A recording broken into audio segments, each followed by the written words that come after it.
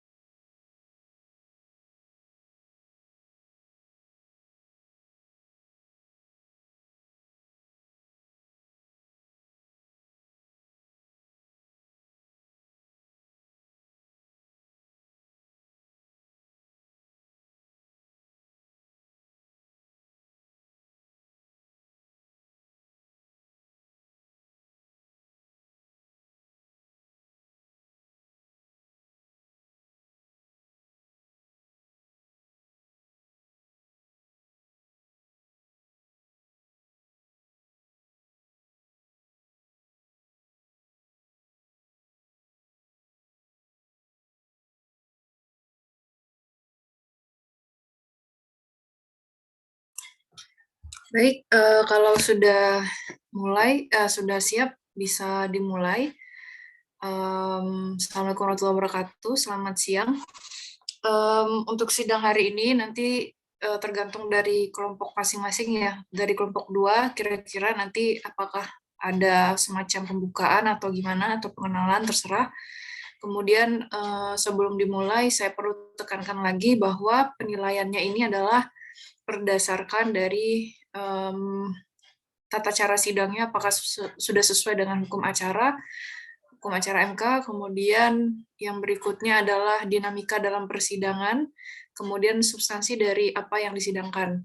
Kemudian untuk hal-hal yang dianggap tidak terlalu urgent bisa dipotong di pre-memori, nanti tinggal diatur oleh hakim ketua sidangnya. Baik, jika sudah siap bisa langsung diambil alih untuk kelompok 2.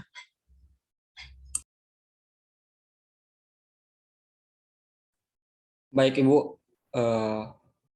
Jadi kami langsung saja ya untuk memulai persidangan pada hari ini. Assalamualaikum warahmatullahi wabarakatuh. Selamat siang yang kami hormati Ibu Rizka Al-Qadri, SHMH, serta hadirin sekalian. Pada hari ini kami dari kelompok 2 akan melaksanakan simulasi sidang perkara nomor 77 garis miring PUU strip 20 garis miring 2021. Sebelum saya membacakan kasus posisi sidang perkara kami izin memperkenalkan diri terlebih dahulu. Baik, terima kasih Satriawan. Perkenalkan, saya Eliana Budiningsih selaku Hakim Ketua. Saya Diana Selviana selaku Hakim Anggota 1. Saya Bella Musfika Dewi selaku Hakim Anggota 2. Saya Ferry Artato Wicaksana selaku Hakim Anggota 3. Saya Sanga Putri Alivia selaku kuasa hukum pemohon. Saya Ulfatul Nikmah selaku kuasa hukum pemohon 2. Saya Rosana Hira selaku pemerintah.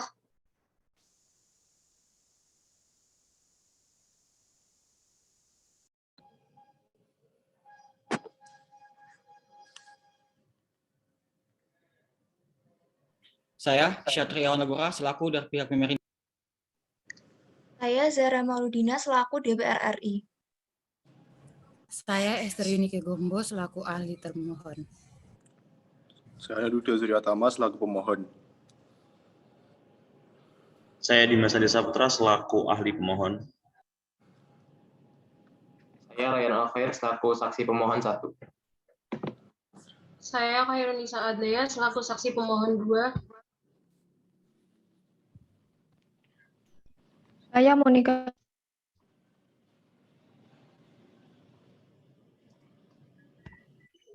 Saya Salsabila Krisna Putri selaku saksi pemerintah. Saya Nancy Bella selaku saksi pemerintah 2.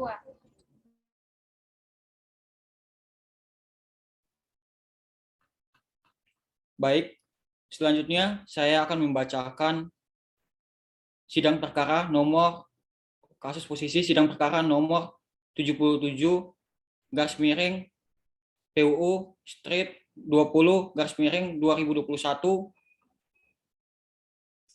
Indonesia merupakan negara yang kaya akan sumber daya alam, baik itu kekayaan alam hewani, nabati, maupun kebudayaan yang dimiliki masyarakatnya. Sumber daya tersebut secara kepemilikan harus dikuasai oleh negara untuk melindungi tumpah darah Indonesia, mewujudkan negara dan masyarakat yang sejahtera dan mencerdaskan kehidupan bangsa sebagaimana dimuat dalam Undang-Undang Dasar 1945.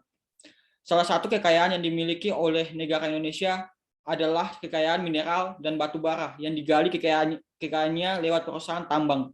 Perusahaan tambang merupakan salah satu sumber daya alam strategis yang harus dikuasai oleh negara Indonesia agar kebermanfaatannya dapat dirasakan dari Sumatera hingga Papua. Namun, kebermanfaatan yang seharusnya dirasakan oleh seluruh rakyat Indonesia tidak terwujud, alih-alih untuk memajukan pertambangan yang merupakan sumber daya strategis negara. Hak-hak rakyat kecil malah dikorbankan untuk kepentingan segelintir orang. Kerusakan lingkungan, pencemaran ekosistem, dan kerugian material maupun imaterial banyak dirasakan oleh masyarakat di berbagai daerah. Di Makassar, Sulawesi Selatan, tepatnya di Pulau Kodingareng, PT Dampak Abrasi mendirikan perusahaan tambang pasir di dekat perairan Kodingareng. Aktivitas PT tersebut menggeruk pasir yang kemudian mempengaruhi kehidupan nelayan setempat dan kehidupan masyarakat di Kodingareng. Perwakilan masyarakat Kodingareng, Ryan Al-Khair, SHMH, yang merupakan lurah Kodingareng, menjelaskan bahwa banyak kerugian material maupun imaterial yang dirasakan oleh masyarakat Kodingareng akibat aktivitas tambang pasir PT Dampak Abrasi. Nelayan di sana tidak bisa lagi menangkap ikan karena ikan berpindah tempat dan ekosistem dekat pesisir hingga 30 mil ke tengah laut rusak dan menjadi berlumpur sehingga ikan tidak bisa tinggal di sana karena aktivitas tambang pasir. Selain implikasi kerugian material yang dirasakan oleh masyarakat Kodingareng, kerugian imaterial juga terjadi akibat dampak pertambangan pasir di dekat perairan Takalar. Pemakaman desa yang terletak di dekat pantai desa Sampulungan terdampak oleh abrasi. Jadi, selain untuk memenuhi kebutuhan duniawi yang sudah sulit dilaksanakan oleh masyarakat Kodingareng, untuk mereka yang beristirahat dengan tenang pun tidak bisa diwujudkan. Gelombang protes sendiri sudah dilaksanakan pada 20 September 2021 oleh banyak kepala keluarga di Kodingareng. Disampaikan melalui Lurah Kodingareng, Ryan Al-Khair, SHMH, namun pihaknya tidak bisa berbuat banyak untuk segera mencegah aktivitas tambang pasir untuk jangan dilanjutkan, sebab ada ketentuan pasal dalam revisi Undang-Undang Minerba yang menghalangi, yakni pasal 162. Sedangkan pada Kabupaten Deli Serdang, Provinsi Sumatera Utara, pada 10 Juli 2009 telah selesai pembangunan PT Kuala Seraya Harapan dan mulai beroperasi pada tanggal 18 Juni 2020. Hal ini bertujuan untuk meningkatkan kesejahteraan rakyat dan memenuhi kebutuhan energi di dalam negeri untuk pembangkitan listrik. Terhitung sejak tahun lalu, 20 November 2020, PT Kuala Seraya Harapan telah memperluas lahan tanahnya sepanjang 14 km dan telah menggeruk sedalam 100 meter. Hal ini mengakibatkan tanah penduduk yang paling dekat dengan PT Kuala Seraya mengalami kerugian, di mana mereka ini mengakibatkan terjadinya pergusuran rumah ibadah dan rumah warga setempat untuk memperlancar pembangunan. Hal ini menuai pro kontra dari berbagai masyarakat setempat, di mana melanggar hak konstitusional untuk mendapatkan hak hidup untuk memilih tempat tinggal di daerah perumahan tersebut. Perwakilan masyarakat Kabupaten Deli Serdang, Coirunisa Adlea Ayuning Tias, SHMH, yang merupakan Wakil Bupati Deli Serdang, menjelaskan bahwa sampai 12 Agustus 2021, pihak PT Kuala Seraya Harapan belum memberikan ganti kerugian tanah wakaf, di mana mereka memindahkan rumah ibadah ke tempat lain, tetapi saat ini tidak ada tindak lanjut dari PT Kuala Seraya Harapan, sehingga mengakibatkan kerugian imaterial bagi masyarakat setempat, di mana seharusnya mereka dapat melaksanakan ibadah di rumah ibadah, akan tetapi 12 tahun belum ada rumah ibadah lagi di sekitar tempat tinggal mereka. Kedua hal tersebut di atas yang menjadi alasan Nur Huda Suryatama, SHMH, yang merupakan dosen Fakultas Hukum Universitas Hasanuddin, selaku pemohon dengan mendatangkan dua saksi, yaitu Ryan Al-Khair, SHMH, dan juga Soirunisa Adlea Ainun Tias SHMH untuk melakukan judicial review atau pengujian terhadap undang-undang melalui kuasa hukumnya pada tanggal 18 Oktober 2021. Undang-undang yang hendak diuji oleh pemohon adalah Undang-Undang Republik Indonesia Nomor 3 Tahun 2020 tentang perubahan atas Undang-Undang Nomor 4 Tahun 2009 tentang pertambangan mineral dan batu bara, terutama pasal 162 mengenai larangan setiap orang yang merintangi atau mengganggu kegiatan usaha pertambangan yang berbunyi, setiap orang yang merintangi atau mengganggu kegiatan usaha pertambangan dari pemegang IUP, IUPK, IPR, atau SIPB yang telah memenuhi syarat-syarat sebagaimana dimaksud dalam pasal 136 ayat 2, dipidana dengan pidana kurungan paling lama 1 tahun atau denda paling banyak 100 juta rupiah. Pasal ini dirasa oleh pemohon melanggar ketentuan Undang-Undang Dasar Negara Republik Indonesia tahun 1945, di mana melanggar ketentuan pasal 28A yang mengatur mengenai hak hidup seseorang dan pasal 28D ayat 1 mengenai pengakuan, jaminan, perlindungan, dan kepastian hukum seseorang, dan pasal 28I ayat 1 mengenai hak untuk beragama, dan juga pasal 28I ayat 2 mengenai seseorang bebas dari perlakuan yang bersifat diskriminatif. Demikian kasus posisi. Terima kasih.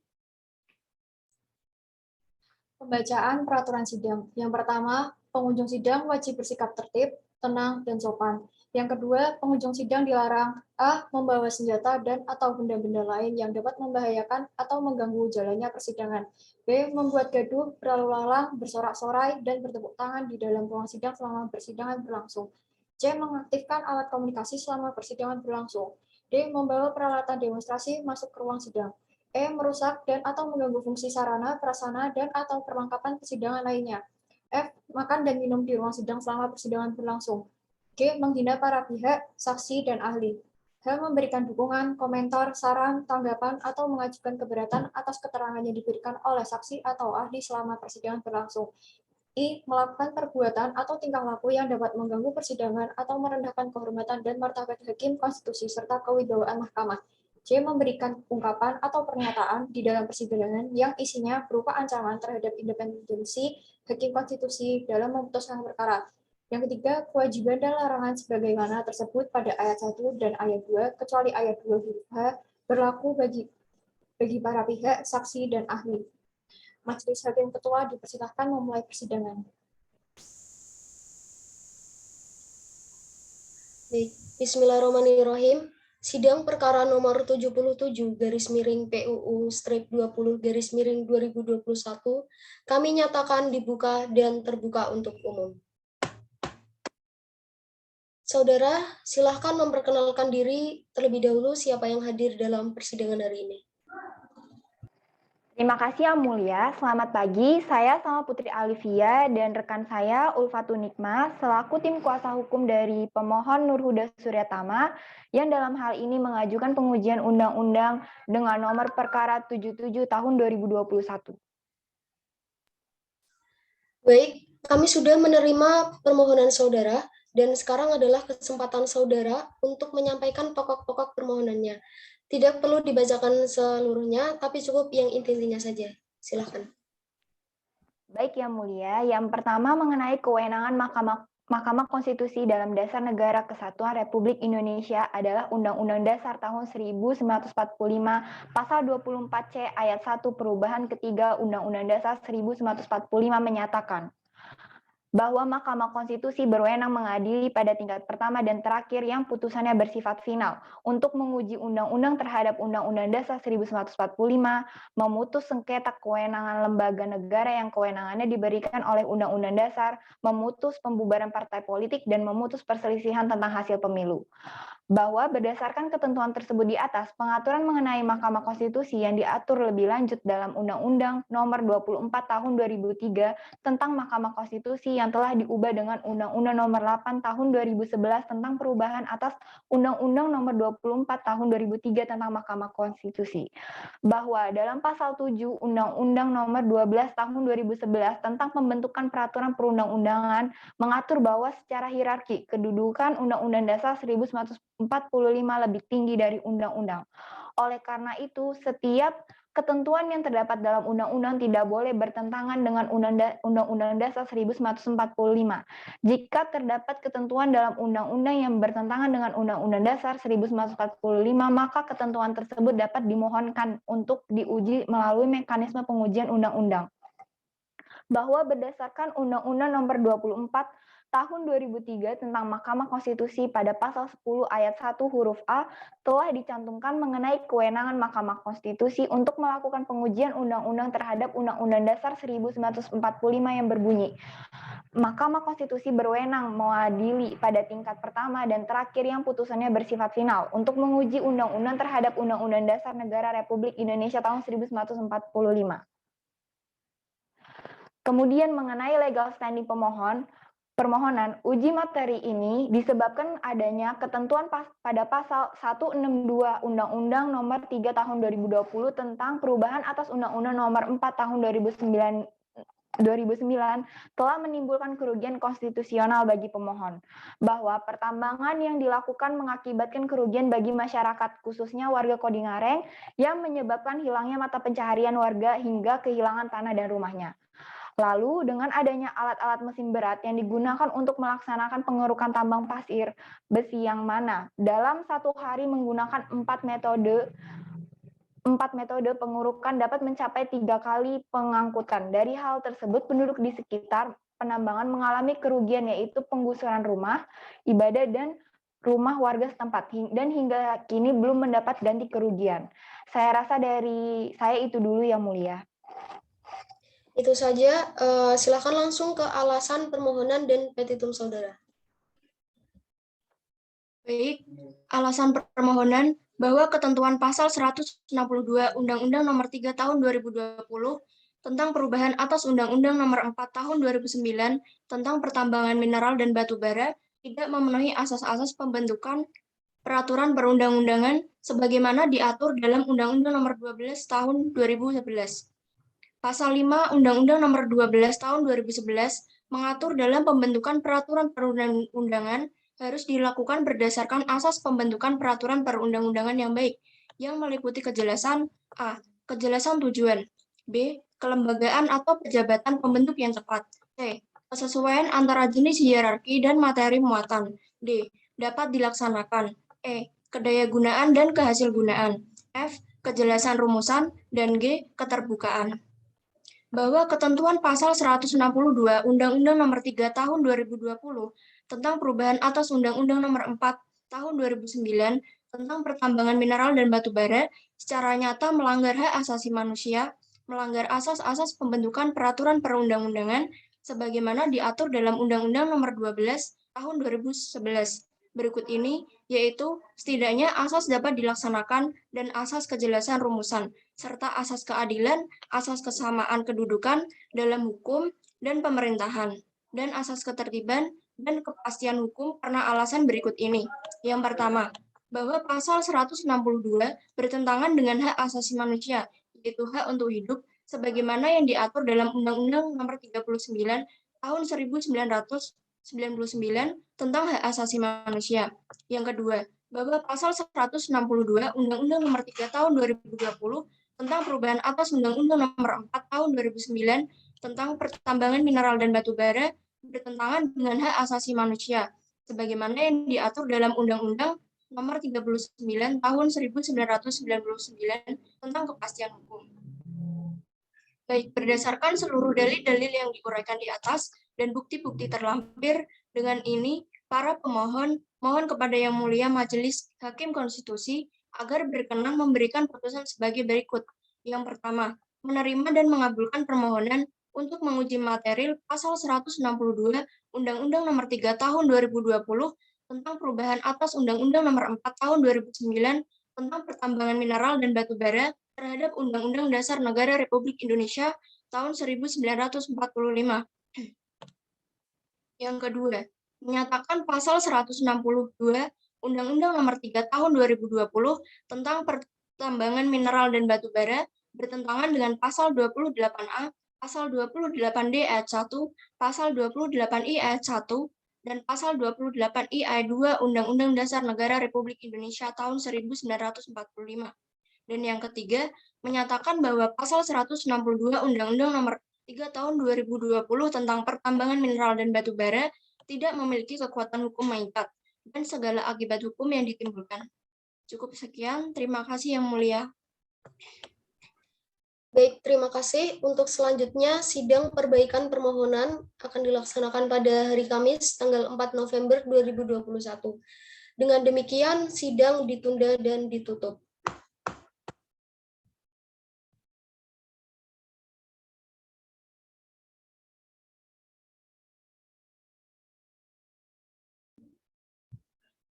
Bismillahirrahmanirrahim. Persidangan dengan agenda mendengarkan keterangan pemerintah perkara nomor 77/PUU-20/2021 dibuka dan persidangan dinyatakan terbuka untuk umum.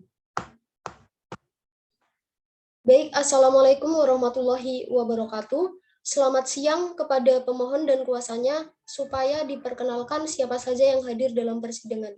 Silakan. Terima kasih Yang Mulia, selamat siang. Perkenalkan, saya Salwa Putri Alivia beserta rekan saya Ulfatun Nikmah selaku kuasa hukum dari pemohon Nurhuda Suryatama SHMH. Ya, perbaikan permohonan ini kami terima tanggal 4 November 2021. Dan untuk pertama kali saya meminta pada kuasa hukum pemohon untuk menjelaskan hal-hal yang diperbaiki dalam permohonan ini. Baik, terima kasih Yang Mulia. Untuk selanjutnya saya serahkan kepada rekan saya Saudara Ulfatun Nikmah untuk menerangkan apa yang Yang Mulia mintakan. Terima kasih. Baik, jadi persidangan kemarin ada beberapa hal yang dimintakan untuk diperbaiki, yaitu berkaitan dengan tidak disertainya bunyi dari pasal-pasal yang dimuat dalam dalil permohonan, serta kerugian dari apa saja yang dialami pemohon, serta tidak jelasnya legal standing pemohon, yaitu dalam pasal 28A, pasal 28D ayat 1, pasal 28I ayat 1, dan pasal 28I ayat 2 Undang-Undang Dasar Negara Republik Indonesia tahun 1945. Pasal 28A yang berbunyi, setiap orang berhak untuk hidup, serta berhak mempertahankan hidup dan kehidupannya. Selanjutnya, pasal 28D ayat 1 yang berbunyi, setiap orang berhak atas pengakuan, jaminan, perlindungan, dan kepastian hukum yang adil, serta perlakuan yang sama di hadapan hukum. Pasal 28I ayat 1 yang berbunyi, hak untuk hidup, hak untuk tidak disiksa, hak untuk kemerdekaan pikiran dan hati nurani, hak beragama, hak untuk tidak diperbudak, hak untuk diakui sebagai pribadi di hadapan hukum, dan hak untuk tidak dituntut atas dasar hukum yang berlaku surut adalah hak asasi manusia yang tidak dapat dikurangi dalam keadaan apapun. Dan yang keempat, pasal 28I ayat 2 yang berbunyi, setiap orang bebas dari perlakuan yang bersifat diskriminatif atas dasar apapun, dan berhak mendapatkan perlindungan terhadap perlakuan yang bersifat diskriminatif itu. Kerugian yang dialami pemohon, yaitu bahwa banyak kerugian material maupun imaterial yang dirasakan oleh masyarakat Kodingareng akibat aktivitas tambang pasir PT Dampak Abrasi.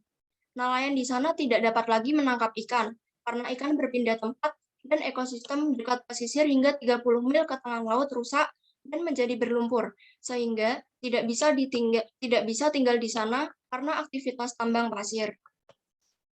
Selain implikasi kerugian material yang dirasakan oleh masyarakat Kodingareng, kerugian imaterial juga terjadi akibat dampak penambangan pasir di dekat perairan Pakarar. Pemakaman desa yang terletak di dekat pantai Desa Sampulungan terdampak oleh abrasi. Gelombang protes sendiri sudah dilaksanakan pada 20 September 2021 oleh banyak kepala keluarga di Kodingareng. Disampaikan melalui Lurah Kodingareng, Ryan Al-Khair, namun pihaknya tidak bisa berbuat banyak untuk segera mencegah aktivitas tambang pasir untuk jangan dilanjutkan, sebab ada ketentuan pasal dalam revisi Undang-Undang Minerba, yakni dalam pasal 162. Sedangkan pada Kabupaten Deli Serdang Provinsi Sumatera Utara, PT Kolsraya Harapan mulai beroperasi pada 18 Juni 2020 ini. Tepat di sebelah perumahan yang ada di daerah Kabupaten Deli Serdang yang berada di Jalan Tuan Guru Suman, Laudendang, Kecamatan Percut Setuan, pada 20 November 2020, PT Kolsraya Harapan telah memperluas lahan tanahnya sepanjang 14 km dan telah mengeruk sedalam 100 meter.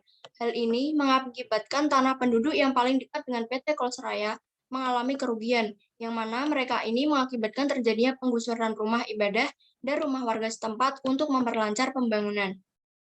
Perwakilan masyarakat Kabupaten Deli Serdang, Khairunisa Adlia Ayuningsih, yang merupakan Wakil Bupati Deli Serdang menjelaskan bahwa sampai 12 Agustus 2021, pihak PT Kolsraya Harapan belum memberikan ganti kerugian tanah wakaf, di mana mereka memindahkan rumah ibadah ke tempat lain. Akan tetapi, sampai saat ini tidak ada tindak lanjut dari PT Kolsraya Harapan, sehingga mengakibatkan kerugian imaterial bagi masyarakat setempat, di mana seharusnya mereka dapat melaksanakan ibadah di rumah, akan tetapi 12 tahun belum ada rumah ibadah lagi di sekitar tempat tinggal mereka.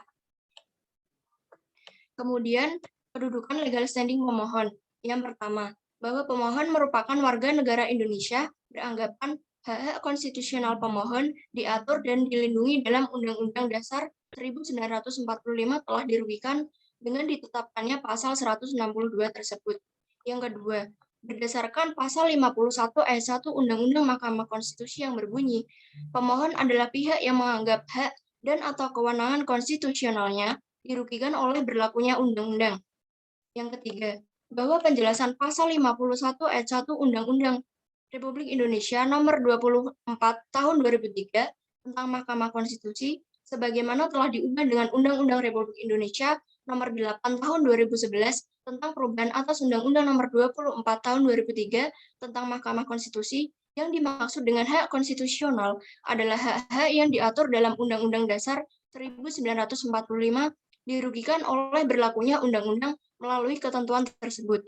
Pemohon wajib menguraikan dengan jelas tentang hak dan atau kewenangan konstitusional yang dianggap dirugikan tersebut dalam permohonannya.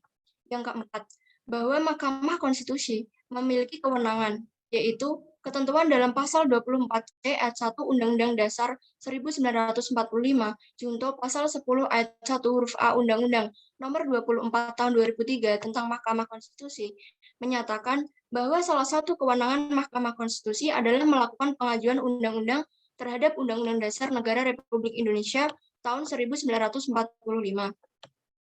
Yang kelima, bahwa legal standing sebagaimana yang dikutip Dr. Marwar Siahan dalam bukunya yang berjudul Hukum Acara Mahkamah Konstitusi Republik Indonesia, standing atau personalized standing in judicio adalah hak atau kedudukan hukum untuk mengajukan gugatan atau permohonan di depan pengadilan.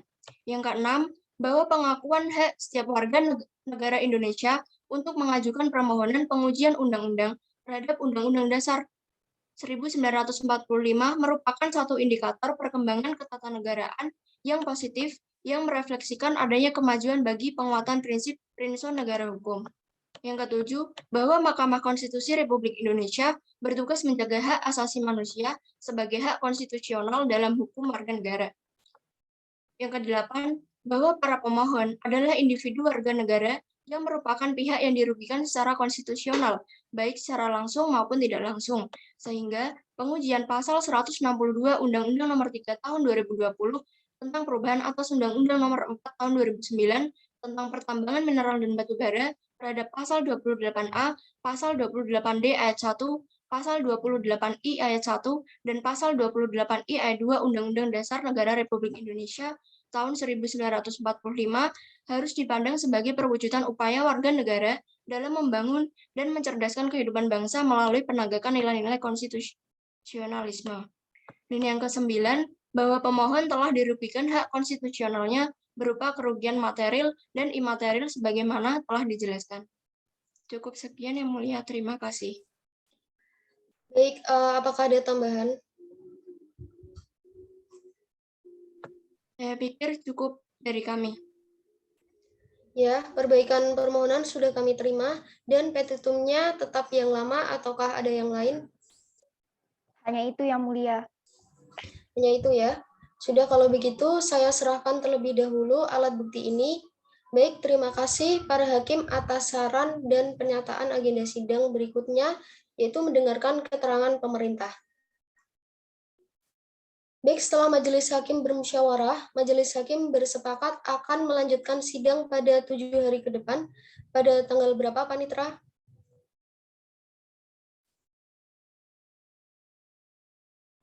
pada tanggal 11 November yang mulia. Baik, sidang akan dilanjutkan 7 hari ke depan pada tanggal 11 November 2021. Bagaimana dengan kuasa hukum? Baik, Yang Mulia. Baik, untuk itu sidang hari ini dinyatakan ditunda dan ditutup.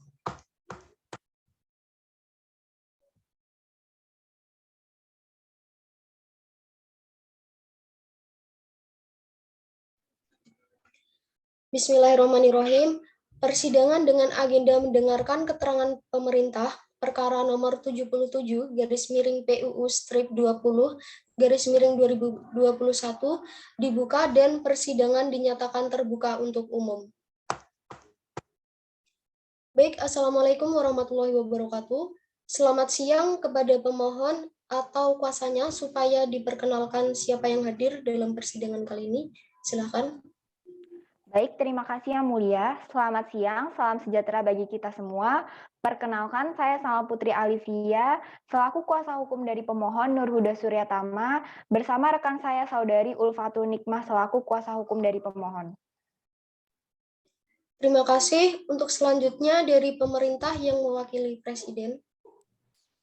Terima kasih Yang Mulia. Assalamualaikum warahmatullahi wabarakatuh. Salam Om Swastiastu, Namo Buddhaya. Yang hadir mewakili Presiden adalah saya sendiri, Rosana Hidayah Rahma Syafika, dan Satriawan Labura, selaku perwakilan dari Direktorat Litigasi Peraturan Perundang-undangan Kementerian Hukum dan Hak Asasi Manusia Republik Indonesia. Baik, Ibu Rosana, saya persilahkan untuk bisa langsung memberikan keterangannya. Perkenankan, saya menyampaikan keterangan baik lisan maupun tertulis yang merupakan satu kesatuan utuh dan tidak terpisahkan atas permohonan pengujian pasal 162 Undang-Undang Nomor 3 Tahun 2020 tentang perubahan atas Undang-Undang Nomor 4 Tahun 2009 tentang pertambangan mineral dan batu bara terhadap pasal 28A, pasal 28D ayat 1, pasal 28I ayat 1, pasal 28I ayat 2 Undang-Undang Dasar Negara Republik Indonesia tahun 1945 yang dimohonkan oleh Nurhuda Suryatama, yang dalam hal ini memberikan kuasanya kepada Salma Putri Alivia dan Ulfatun Nikmah sesuai nomor registrasi 215/PAN-MK tahun 2021 di Kepaniteraan Mahkamah Konstitusi dengan nomor perkara nomor 77/PUU strip 20/2021 pada tanggal 18 Oktober 2021. Perkenankan saya menyampaikan keterangan atas pengujian Undang-Undang Nomor 20 Tahun 2001, menyampaikan hal-hal sebagai berikut. Yang pertama, bahwa menurut pemerintah, para pemohon dijamin kepastian hukumnya dalam ketentuan akuo. Yang kedua, menurut pemerintah, dengan dilanjutkannya pembangunan perusahaan tambang, akan memperlonggar pengajuan perpanjangan izin dari yang semula paling cepat 2 tahun menjadi paling lambat 6 bulan sebelum kontrak berakhir, menjadi paling cepat 5 tahun, paling lambat 1 tahun sebelum kontrak berakhir. Yang ketiga, menurut pemerintah, dikaji secara komprehensif dan harus mendahulukan kepentingan nasional. Yang keempat, menurut pemerintah bahwa para pemohon belum melihat dari sisi ekonomi, ketika negara membutuhkan devisa, akan berakhir pemerintah meminta perusahaan batubara untuk mendorong ekspor batubara. Yang kelima, menurut pemerintah, hal mendasar yang diinginkan perusahaan batubara adalah mendapatkan kepastian hukum.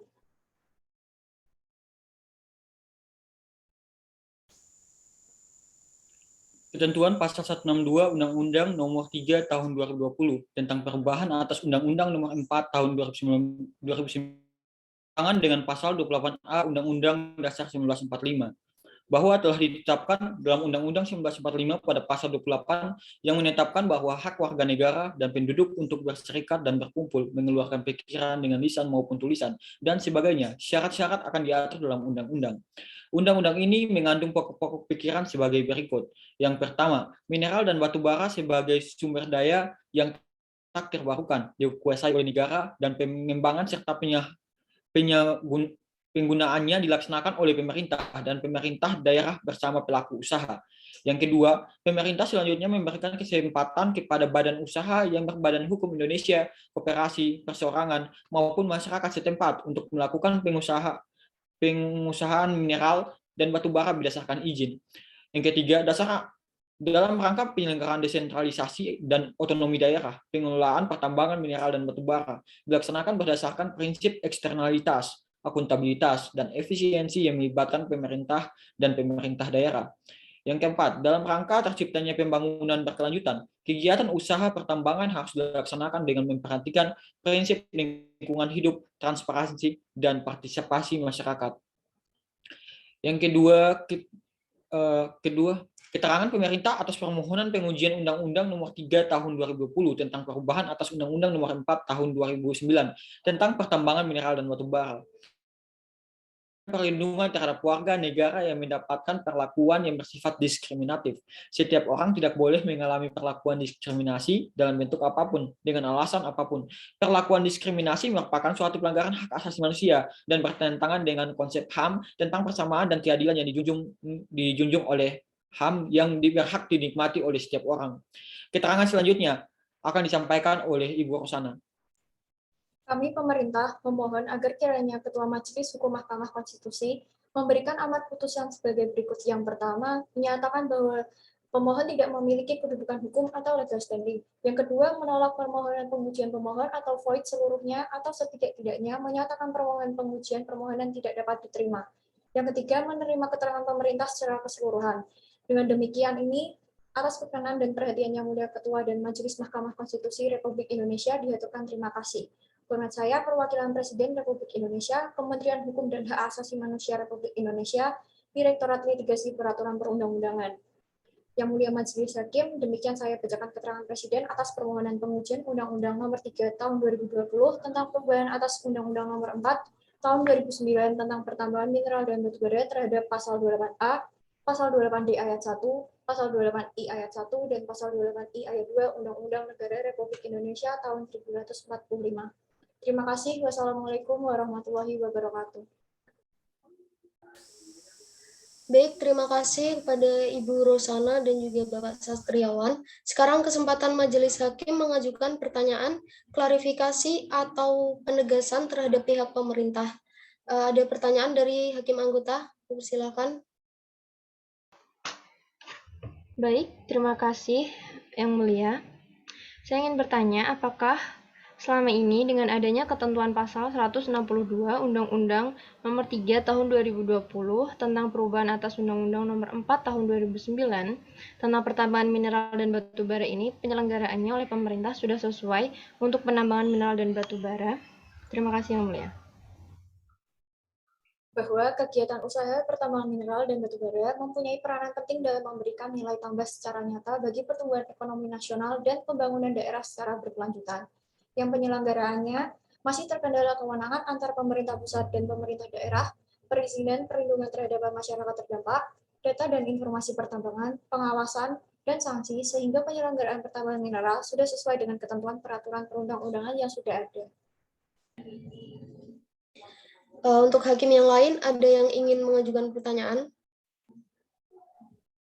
Baik Yang Mulia, begini Pak Satriawan, apabila di kemudian hari Pasal 162 Undang-Undang Nomor 3 Tahun 2020 tentang perubahan atas Undang-Undang Nomor 4 Tahun 2009 tentang pertambangan mineral dan batu bara pada akhirnya dihapuskan, maka apakah proses penambangan tidak akan terkendala?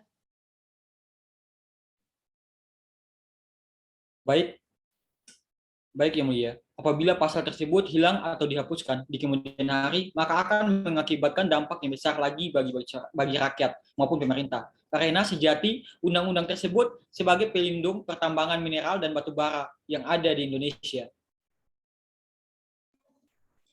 Baik, saya kira cukup. Apakah dari pihak pemerintah ada tambahan? Saya kira cukup Yang Mulia. Dari kuasa hukum pemohon ada tambahan? Saya kira juga cukup Yang Mulia. Baik, terima kasih. Agenda sidang berikutnya adalah mendengarkan keterangan DPR. Panitra, tolong dipersiapkan. Baik Yang Mulia. Baik, setelah Majelis Hakim bermusyawarah, Majelis Hakim bersepakat akan melanjutkan persidangan pada 11 hari ke depan, yakni pada tanggal berapa, Panitra? Tanggal 22 November tahun 2021 Yang Mulia. Baik, pada 22 November 2021, bagaimana kuasa hukum? Tidak keberatan Yang Mulia. Baiklah, sidang panel yang berlangsung pada siang hari ini dinyatakan ditunda dan ditutup.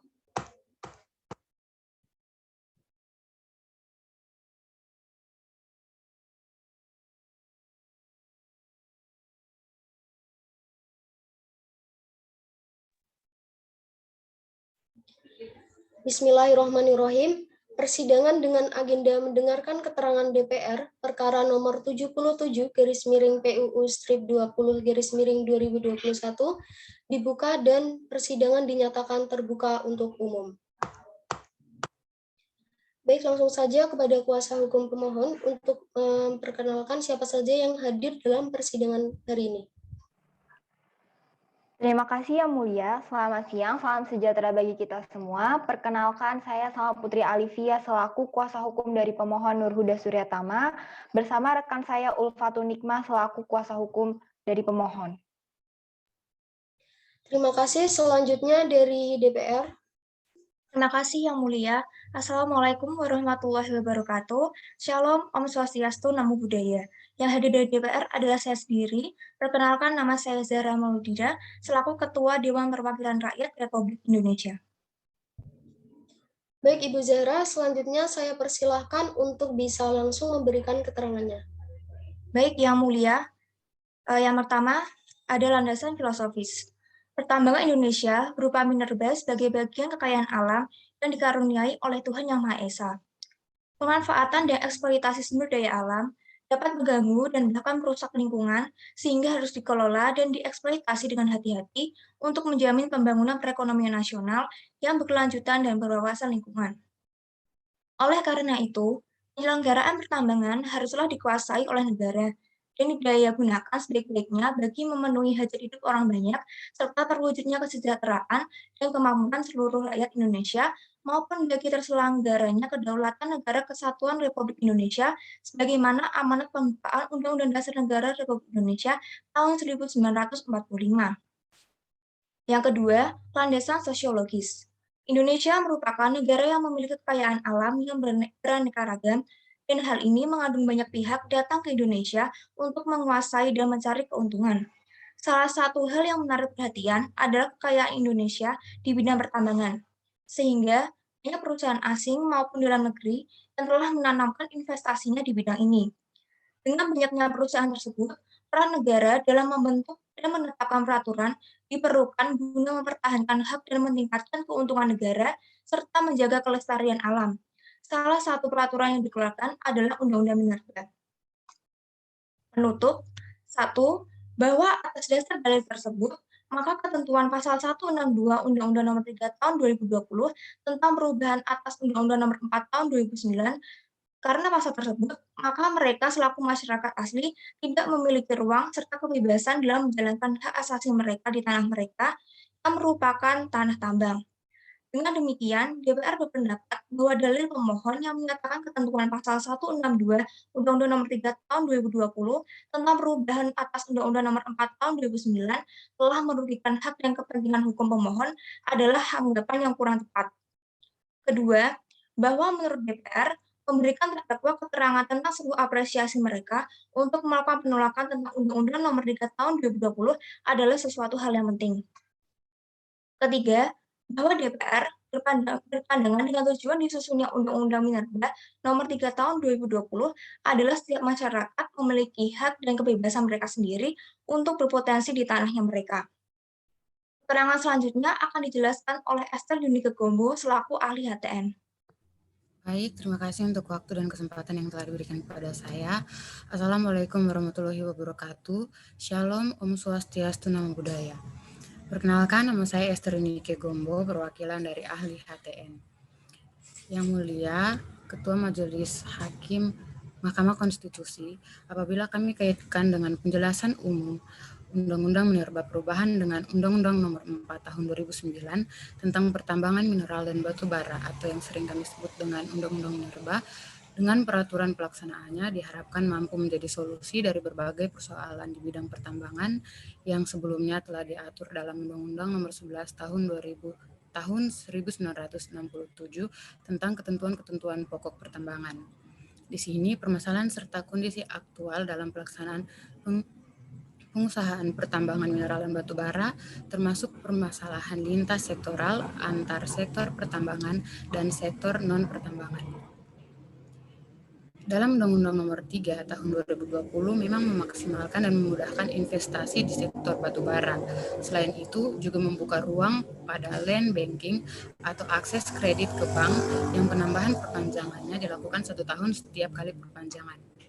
Di sini saya juga ingin memperkuat dan mempertegas argumen dari DPR RI mengenai hak dan kewenangan konstitusional pemohon, bahwa dalam hal ini, pemohon dalam perkara Eko mengemukakan bahwa hak konstitusionalnya telah dilindungi oleh Undang-Undang Dasar Negara Republik Indonesia tahun 1945 sebagai warga negara Republik Indonesia atau WNI yang mana memiliki hak untuk diatur dalam Pasal 28I ayat 5 Undang-Undang Dasar Negara Republik Indonesia tahun 1945 dengan berlakunya pasal 162 Undang-Undang Nomor 3 tahun 2020 tentang perubahan atas Undang-Undang Nomor 4 tahun 2009 tentang pertambangan mineral dan batu bara yang telah dijelaskan dalam pasal 162 mengenai kerugian-kerugian dari pemohon.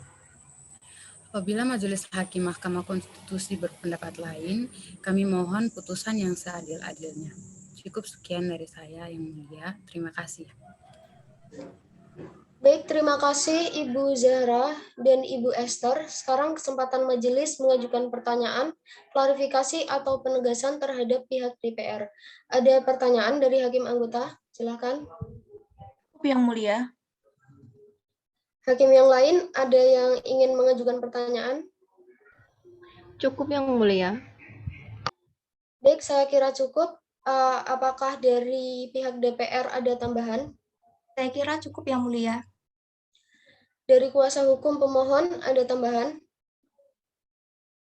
Saya kira juga cukup, Yang Mulia. Baik, terima kasih. Agenda sidang berikutnya adalah mendengarkan keterangan saksi dan ahli pemerintah serta pemohon. Panitera, tolong dipersiapkan. Baik, Yang Mulia.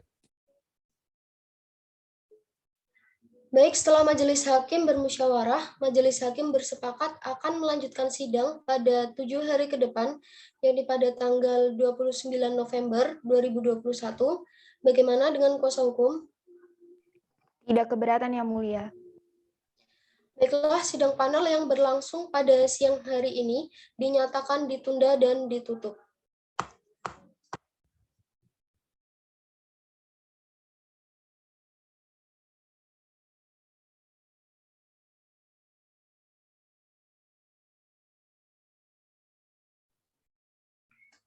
Bismillahirrahmanirrahim. Persidangan dengan agenda mendengarkan keterangan saksi dan ahli perkara nomor 77/PUU-20/2021 dibuka dan persidangan dinyatakan terbuka untuk umum. Pemohon, perkenalkan dahulu siapa saja yang hadir. Terima kasih Yang Mulia. Pada hari ini kami membawa pemohon yaitu Nur Huda Suryatama, lalu 2 orang saksi pemohon yaitu Ryan Al-Khoir dan Khoirunisa Adlea selaku Wakil Bupati Deli Serdang, dan seorang ahli dalam bidang geologi perwakilan dari Greenpeace yaitu Dimas Andi Saputra. Untuk saudara ahli, silakan untuk maju dan menyerahkan identitas serta surat tugas. Dan untuk saudara pemohon dan saksi juga silakan maju dan menyerahkan kartu identitas. Untuk para pihak dimohon untuk maju dan memeriksa identitas. Baik, saudara ahli dan saudara saksi silakan berdiri. Saudara akan diambil sumpahnya. Silakan Hakim Bella untuk dapat membacakan sumpah untuk pemohon, saksi pemohon, dan juga ahli geologi. Baik, terima kasih Yang Mulia. Untuk pemohon, saksi pemohon, dan ahli pemohon, tangan lurus ke bawah, ikuti lafal yang saya tuntunkan.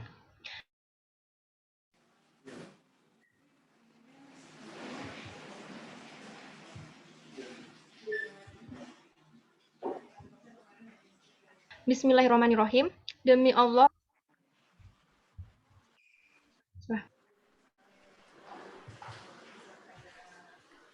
Bismillahirrahmanirrahim. Demi Allah, saya saya bersumpah sebagai saksi pemohon saksi akan memberikan keterangan yang sebenarnya, tidak lain dari yang sebenarnya. Baik, terima kasih. Silahkan duduk kembali. Baik, silakan langsung untuk memberikan keterangan dimulai dari pemohon, baru dilanjutkan oleh saksi pemohon, kemudian ahli pemohon. Untuk waktu sekitar 10 sampai dengan 15 menit. Silakan. Baik, terima kasih Yang Mulia. Izinkan saya Nurudya Suryatama menyampaikan poin-poin penting mengenai permohonan uji material Undang-Undang Nomor 3 Tahun 2020 tentang minerba. Pertama, kita ketahui bahwa tambang merupakan sumber daya alam strategis yang harus dikuasai negara agar manfaatnya dapat dirasakan masyarakat luas. Namun dalam hal ini, saya meyakini bahwa tujuan mulia di atas harus dilakukan dengan cara yang juga benar. Bukan sebuah informasi baru bahwa aktivitas pertambangan yang merupakan sektor strategis menyebabkan kerusakan lingkungan dan membawa dampak buruk bagi manusia yang hidup di dalamnya. Salah satunya yang terjadi di Desa Sampulungan dan Deli Serdang. Kedua perusahaan yakni PT Dampak Abrasi dan PT Kuasraya Harapan tidak melakukan kewajiban mereka untuk melaksanakan revitalisasi dan repatriasi hak-hak masyarakat yang terkena dampak usaha pertambangan. Pada kasus PT Dampak Abrasi, perusahaan ini tidak melakukan langkah-langkah pasca penambangan sehingga aktivitas tambang mereka merusak perairan Takalar, sedangkan pada kasus PT Kuasraya Harapan, kegiatan aktivitas penambangan yang mengambil tanah wakaf tidak melakukan penggantian tanah yang digunakan untuk keperluan sosial tersebut, Yang Mulia. Berdasarkan kedua alasan singkat di atas, saya menemukan kenyataan pahit, yakni bukan keuntungan sebesar-besarnya sebagaimana yang diamanahkan oleh Pasal 33 Ayat 3 UUD 1945 yang didapatkan oleh masyarakat Kodingareng dan Deli Serdang, namun kerugian material dan imaterial yang mereka rasakan. Terlebih, mereka tidak bisa menyuarakan kerugian hak konstitusional mereka karena dirintangi dan dianggap merintangi usaha pertambangan oleh ketentuan Pasal 162 UU Nomor 3 Tahun 2020 tentang mineral dan batu bara.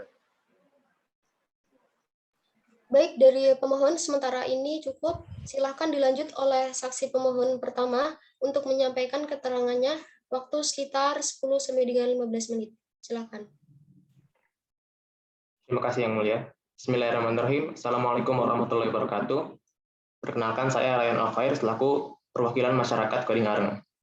Yang Mulia, kami, masyarakat nelayan Koding Areng, Makassar, Sulawesi Selatan, berjumlah sekitar 140 kepala keluarga yang setiap hari pergi melaut untuk mendapatkan ikan. Dari 140 kepala keluarga yang terdapat di Desa Sampulungan, kami nelayan terbagi menjadi nelayan yang menggunakan perahu kecil dan perahu sedang untuk menangkap ikan di perairan Takalar. Perlu Yang Mulia ketahui bahwa perairan Takalar telah menjadi tempat penangkapan ikan oleh kami, masyarakat nelayan Koding Areng, secara turun-temurun dan leluhur kami, serta kami tidak pernah menggunakan alat-alat berbahaya untuk menangkap ikan. Oleh sebab itu, perairan Takalar masih lestari dan ikan yang ditangkap masih banyak. Namun, semua ini berubah ketika perusahaan tambang pasir melakukan aktivitas penambangan di perairan Takalar. PT Dampak Abrasi memulai operasi pengerukan pasir di dekat perairan Takalar, Desa Sampulungan, Koding Areng, Makassar, Sulawesi Selatan, setiap hari, mulai dari jam 7 pagi hingga jam 5 sore. Pada 1 bulan pertama, kami, para nelayan Sampulungan, mulai merasakan akibat negatif dari proses penambangan pasir. Dampaknya adalah ikan pada daerah tangkapan mulai berkurang. Biasanya kami minimal menangkap ikan sekitar 20 kg untuk nelayan kecil dan 60 kg untuk nelayan sedang. Namun, semenjak aktivitas penambang dilakukan selama 1 bulan, tangkapan ikan berkurang 50%. Hal ini disebabkan karena perairan berlumpur dan terumbu karang, tempat ikan berhabitat tertutup oleh lumpur hasil emisi dari penambangan pasir. Selanjutnya Yang Mulia, setelah 4 bulan penambangan pasir dilakukan, dampak negatif yang kami rasakan makin banyak, yakni ikan berpindah sejauh 30 mil ke belakang garis pantai, karena lumpur hasil emisi penambangan pasir yang makin mencemari habitat ikan. Implikasi daripada berpindahnya 30 ikan sejauh 30 mil, yakni kami sebagai nelayan harus merogoh kocek lebih dalam untuk biaya-biaya variabel seperti biaya perawatan perahu, biaya perawatan alat pancing yang kerap rusak karena pasir, hasil emisi penambangan, dan membeli bensin untuk perahu, karena ikan makin jauh berpindah. Aktivitas penambangan tidak hanya mengganggu pencarian kami saja Yang Mulia, namun juga mempengaruhi ritual peribadatan kami. Akibat dari penambangan pasir ini, abrasi pada garis pantai tercipta.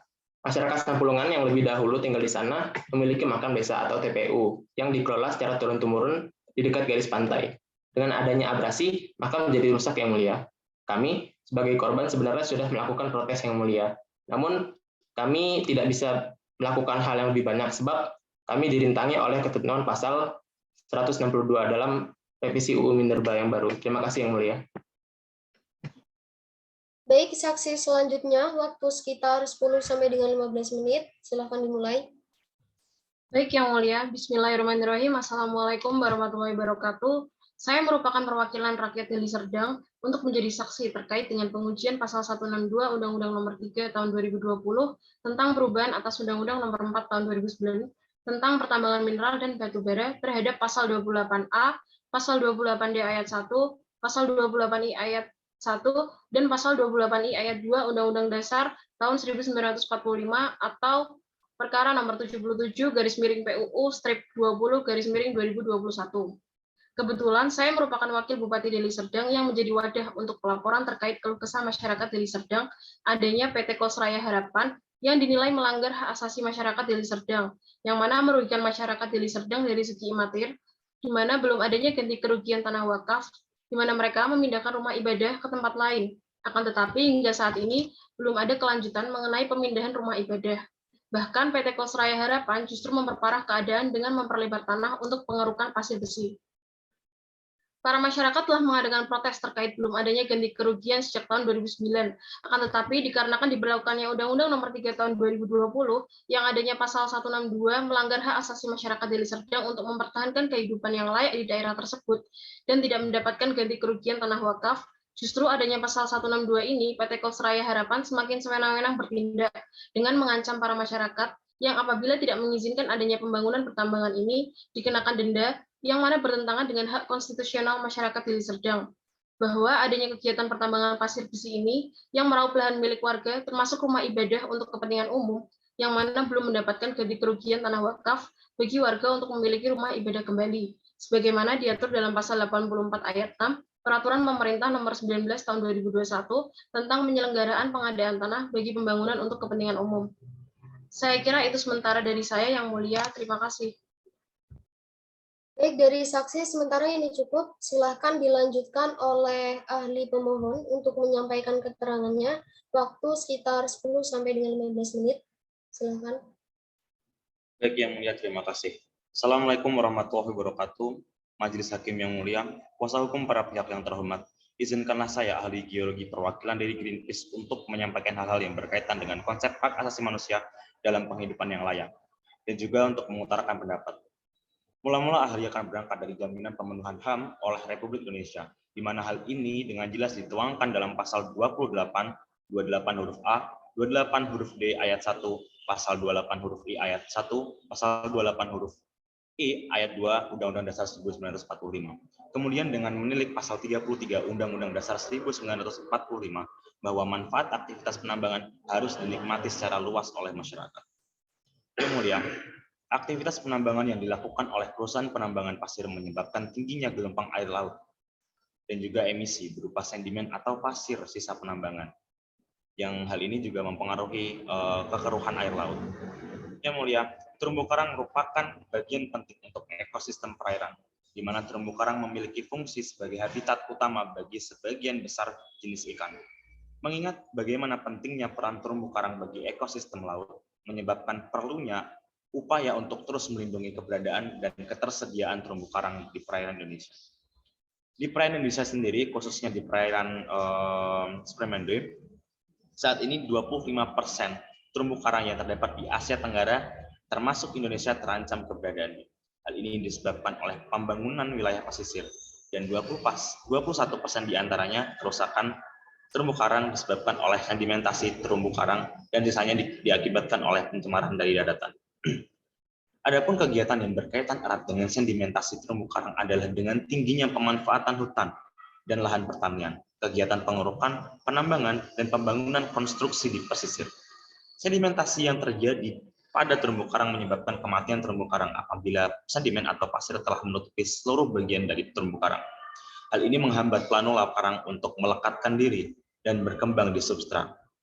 Dan hal ini membuat terumbu karang lebih adaptif terhadap sedimen. Dengan demikian, aktivitas penambangan oleh perusahaan penambang pasir memberikan dampak yang cukup luas di mana aktivitas penambangan menyebabkan rusaknya ekosistem perairan yang berdampak langsung pada jumlah ikan yang ditangkap nelayan. Hal ini bersinggungan pula dengan kesejahteraan masyarakat. Saya kira untuk itu sementara yang dari saya. Terima kasih. Baik, terima kasih Bapak Dimas Andi. Sekarang kesempatan majelis mengajukan pertanyaan, klarifikasi, dan atau penegasan terhadap pihak ahli pemohon. Untuk kuasa hukum, apakah ada pertanyaan? Cukup Yang Mulia. Dari pihak pemerintah, apakah ada pertanyaan atau tambahan? Cukup Yang Mulia. Baik, dari hakim anggota, apakah ada tanggapan atau pertanyaan? Cukup Yang Mulia. Hakim yang lain, ada yang ingin mengajukan pertanyaan? Silakan. Cukup Yang Mulia. Baik, kalau begitu, pemerintah apakah menghadirkan saksi? Kami menghadirkan saksi yaitu Ibu Sasa Bella Krishna dan Ibu Nancy Bella. Baik, untuk saksi mohon dihadirkan di persidangan. Kepada saudara saksi dimohon untuk maju membawa kartu identitas. Dan para pihak dimohon untuk maju memeriksa identitas saudara saksi. Baik, selanjutnya untuk saudara saksi dimohon maju untuk diambil sumpahnya. Baik, terima kasih Hakim Ketua. Untuk saksi pemerintah, ya tangan lurus ke bawah. Ikuti level yang saya tentukan. Bismillahirrahmanirrahim. Demi Allah, saya bersumpah sebagai saksi pemerintah akan memberikan keterangan yang sebenarnya, tidak lain dari yang sebenarnya. Bismillahirrahmanirrahim. Demi Allah, saya bersumpah sebagai saksi pemerintah akan memberikan keterangan yang sebenarnya, tidak lain dari yang sebenarnya. Baik, untuk saudara saksi dipersilahkan untuk memberikan keterangannya, waktu sekitar 10 sampai dengan 15 menit, silakan. Baik, Assalamualaikum warahmatullahi wabarakatuh. Majelis Hakim yang mulia, kuasa hukum para pihak yang terhormat, izinkan saya memperkenalkan diri. Saya Salsa Bella Krishna Putri, dalam hal ini hadir sebagai saksi pemerintah. Untuk memberikan keterangan, saya adalah perwakilan dari Kementerian Energi dan Sumber Daya Mineral (ESDM), di mana saya menolak tuntutan saudara pemohon perihal pemohon merupakan pihak yang merasa dirugikan hak konstitusionalnya karena pembahasan Undang-Undang Mineral dan Batubara Akuo yang dilakukan secara eksklusif dan tertutup, tanpa mengindahkan prinsip keterbukaan dan transparansi sesuai dengan peraturan perundang-undangan yang berlaku. Secara yuridis, pengaturan mengenai kegiatan pertambangan sudah diadakan sejak tahun 1967 dan diperbarui kembali pada tahun 2009. Namun dengan kondisi sosial ekonomi yang terus berubah, negara harus mampu melaksanakan pengaturan mengenai kegiatan usaha tambang yang demokratis, memperhatikan semangat kesatuan dan semangat menjaga lingkungan secara berkelanjutan. Dengan mempertimbangkan inilah, pemerintah kemudian memperbarui Undang-Undang Mineral dan Batubara. Selanjutnya akan dilanjutkan oleh rekan saya, Nancy Bella. Baik, Assalamualaikum warahmatullahi wabarakatuh. Majelis Hakim yang mulia, kuasa hukum para pihak yang terhormat, izinkan saya memperkenalkan diri saya. Saya Nancy Bella SH, izinkan saya melanjutkan keterangan dari saksi pemerintah.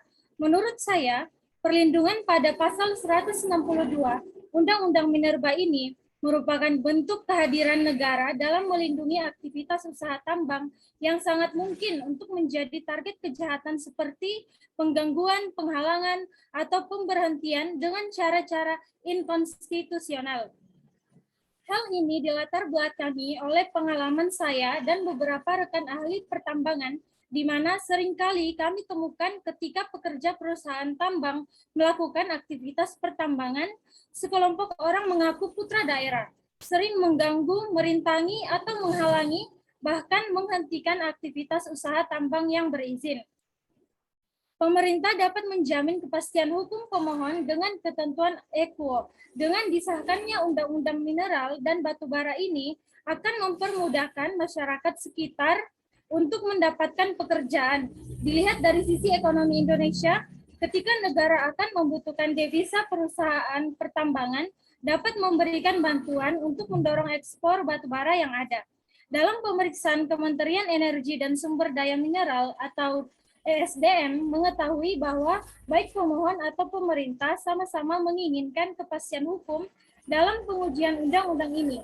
Dengan diberikannya kepastian hukum jangka panjang untuk keduanya dapat memberikan pengaruh positif terhadap ketahanan energi di Indonesia.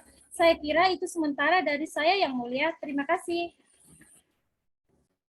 Untuk hakim anggota, apakah ada tanggapan maupun pertanyaan mengenai keterangan saksi? Cukup Yang Mulia. Baik, saya kira cukup. Untuk kuasa hukum, apakah ada tambahan? Saya kira cukup Yang Mulia. Untuk pemerintah, apakah ada tambahan?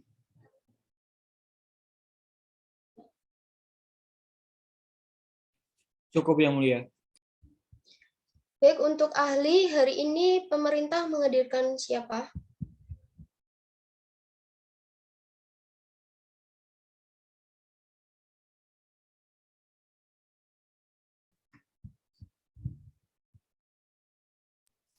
Terima kasih Yang Mulia. Selamat siang. Sebagai ahli dari pemerintah adalah Monika Rini STMT, ahli hukum pidana pertambangan. Untuk saudara ahli, silakan untuk maju dan menyerahkan kartu identitas dan serta surat tugas. Untuk para pihak, dimohon untuk maju untuk memeriksa identitas. Baik, selanjutnya untuk saudara ahli, dimohon maju untuk diambil sumpahnya.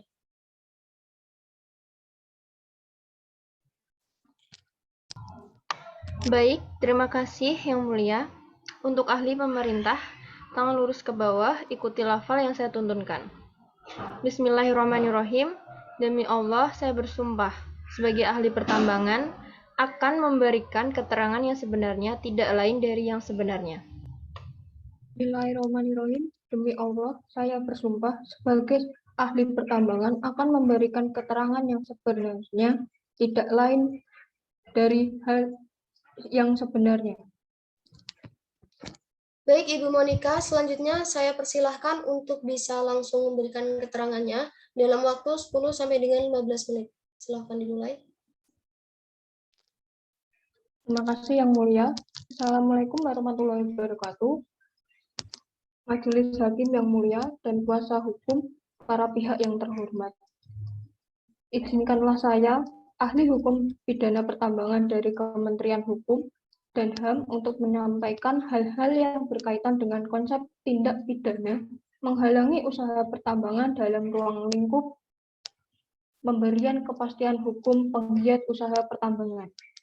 Mula-mula, saya sebagai ahli akan menjelaskan tentang pengertian tindak pidana dalam KUHP yang dikenal sebagai Strafbarkeit atau delik. Menurut saya, tindak pidana memiliki padanan yang sama dengan perbuatan yang dilarang, diancam pidana, namun perbuatan pidana ini tidak bisa diartikan secara mutlak, karena harus memenuhi unsur-unsur yaitu perbuatan manusia, bersifat melawan hukum, diancam pidana, dan adanya kesalahan. Sejalan dengan itu, tindak pidana yang dimaksud pasal 162 Undang-Undang Nomor 3 Tahun 2020 ini berarti perbuatan setiap orang yang diancam pidana karena merintangi dan menghalangi usaha pertambangan yang sah atau legal didirikan. Kata menghalangi dan merintangi tersebut tidak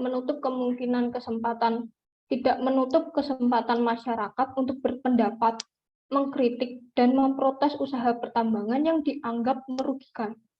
Sehingga apabila terjadi pemblokiran akses masuk pertambangan, perusakan alat-alat pertambangan, ataupun kegiatan yang secara faktual menghalangi keberlangsungan jalannya proses pertambangan dapat dikenai pasal ini. Jadi perusahaan tidak dapat sembarangan mempidanakan masyarakat yang memprotes pertambangan. Begitu juga dengan kegiatan yang dilakukan masyarakat tidak dibenarkan. Mengenai pasal 162 Undang-Undang Minerba ini yang dianggap bertentangan dengan hak asasi manusia dalam ruang lingkup industri pertambangan tidak hanya mengakui hak asasi manusia bagi masyarakat saja, tetapi pelaku usaha pertambangan juga berhak mempertahankan dan menjalankan usahanya terbebas dari gangguan apapun. Jadi, saya berkesimpulan bahwa Undang-Undang Nomor 3 Tahun 2020 tentang perubahan atas Undang-Undang Nomor 4 Tahun 2009 tentang pertambangan mineral dan batu bara merupakan langkah pemerintah untuk mewujudkan kesejahteraan sosial dan memberikan kepastian hukum bagi pelaku usaha pertambangan dengan memperhatikan keadaan alam di sekitar daerah pertambangan. Kemudian mengenai pasal 162 yang disengketakan, menurut saya tidak bertentangan dengan hak asasi manusia yang dicantumkan di dalam pasal 28A, 28D ayat 1, 28I ayat 1, dan 28I ayat 2 Undang-Undang Dasar Negara Republik Indonesia 1945. Saya kira itu. Sementara dari saya, Yang Mulia, terima kasih. Baik, dari Majelis Hakim, apakah ada pertanyaan, klarifikasi, atau penegasan terhadap pihak ahli pemerintah? Cukup Yang Mulia. Baik, saya kira cukup. Untuk kuasa hukum, apakah ada pertanyaan? Saya kira juga cukup nih Yang Mulia. Untuk pihak pemerintah, ada tambahan? Saya kira cukup Yang Mulia. Baik, terima kasih. Kalau begitu, agenda sidang berikutnya adalah pembacaan kesimpulan. Baik, setelah Majelis Hakim bermusyawarah, Majelis Hakim bersepakat akan melanjutkan sidang pada 5 hari kemudian, yakni pada tanggal 4 Desember 2021. Bagaimana kuasa hukum? Tidak keberatan Yang Mulia. Baik, sidang pleno yang berlangsung pada siang hari ini dinyatakan ditunda dan ditutup.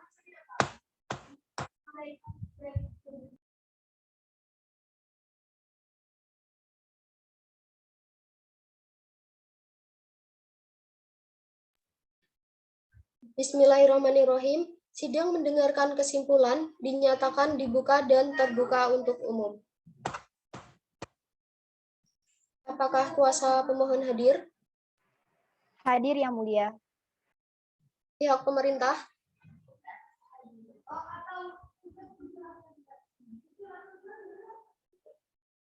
Pihak pemerintah? Hadir Yang Mulia. Ini Yang Mulia. DPR? Hadir Yang Mulia. Baik, seperti pada kesepakatan sidang sebelumnya, bahwa agenda sidang pada hari ini adalah mendengarkan kesimpulan. Para pihak silakan maju ke depan untuk menyerahkan berkas kesimpulan. Baik, saya kira cukup. Agenda sidang berikutnya adalah pembacaan putusan. Panitra, tolong dipersiapkan. Baik Yang Mulia. Baik, setelah Majelis Hakim bermusyawarah, Majelis Hakim bersepakat akan melanjutkan sidang pembacaan putusan pada tanggal 14 Desember 2021. Bagaimana kuasa hukum? Tidak keberatan Yang Mulia. Bagaimana pihak pemerintah dan DPR? Baik Yang Mulia. Baiklah, sidang pleno yang berlangsung pada siang hari ini dinyatakan ditunda dan ditutup.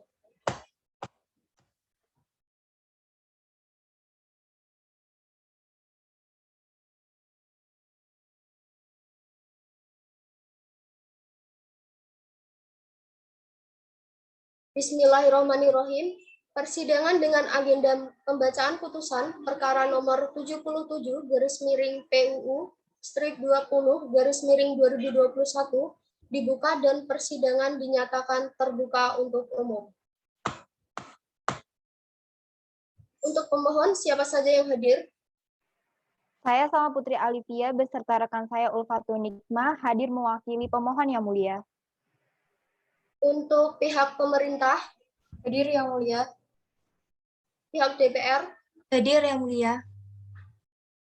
Saudara pemohon, seperti pada kesepakatan sidang sebelumnya, bahwa agenda sidang pada hari ini adalah pembacaan putusan.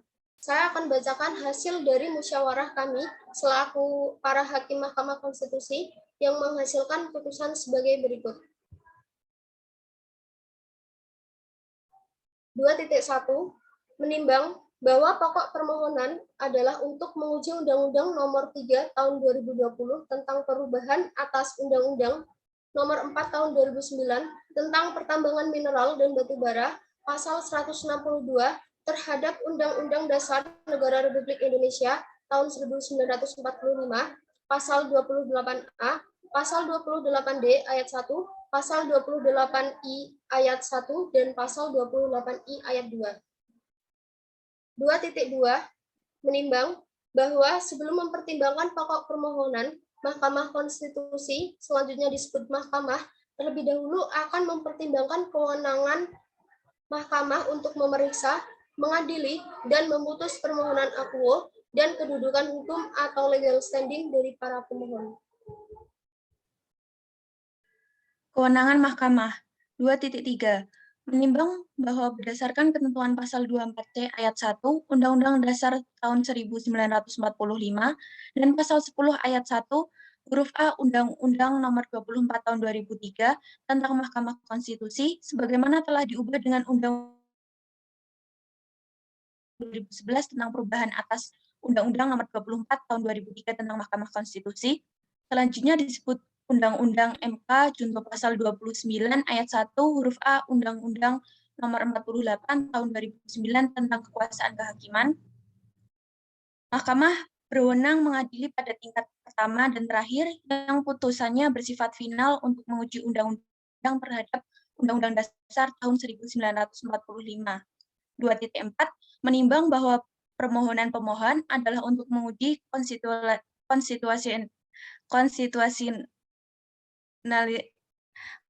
konstitusionalitas norma pasal 37A ayat 1 dan 2 Undang-Undang Nomor 20 Tahun 2001 terhadap Undang-Undang Dasar tahun 1945 yang menjadi salah satu kewenangan Mahkamah sehingga Mahkamah berwenang untuk memeriksa, mengadili, dan memutus permohonan akuo.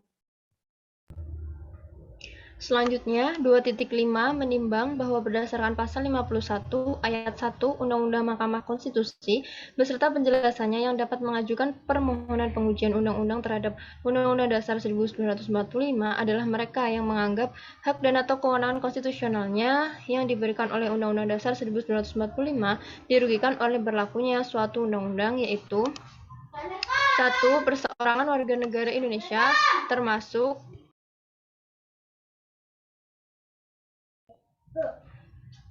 Pertama, perseorangan warga negara Indonesia termasuk kelompok orang yang mempunyai kepentingan sama. Kedua, kesatuan masyarakat hukum adat sepanjang masih hidup dan sesuai dengan perkembangan masyarakat dan prinsip negara kesatuan Republik Indonesia yang diatur dalam undang-undang. Yang ketiga, badan hukum publik atau privat atau lembaga negara. Dengan demikian, pemohon dalam pengujian undang-undang terhadap Undang-Undang Dasar 1945 harus menjelaskan dan membuktikan terlebih dahulu bahwa 1. Kedudukan sebagai pemohon sebagaimana dimaksud pasal 51 ayat 1 Undang-Undang Mahkamah Konstitusi. Kedua, ada tidaknya kerugian hak dan atau kewenangan konstitusional yang diberikan oleh Undang-Undang Dasar 1945 yang diakibatkan oleh berlakunya undang-undang yang dimohonkan pengujian.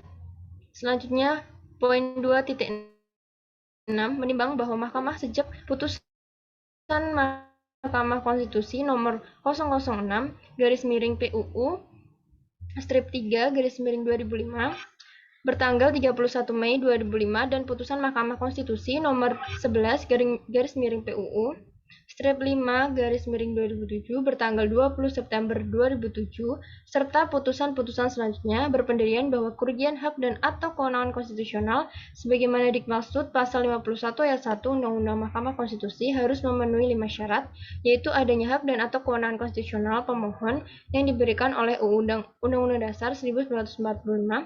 Yang kedua, hak dan atau kewenangan konstitusional tersebut oleh pemohon dianggap dirugikan oleh berlakunya undang-undang yang dimohonkan pengujian. Yang ketiga, kerugian konstitusional tersebut harus bersifat spesifik atau khusus dan aktual atau setidak-tidaknya potensial yang menurut penalaran yang wajar dapat dipastikan akan terjadi. Yang keempat, adanya hubungan sebab akibat atau causal verban antara kerugian dimaksud dan berlakunya undang-undang yang dimohonkan pengujian. Dan yang kelima, adanya kemungkinan bahwa dengan dikabulkannya permohonan, maka kerugian konstitusional seperti yang didalilkan tidak akan atau tidak lagi terjadi. Pada poin 2.7 menimbang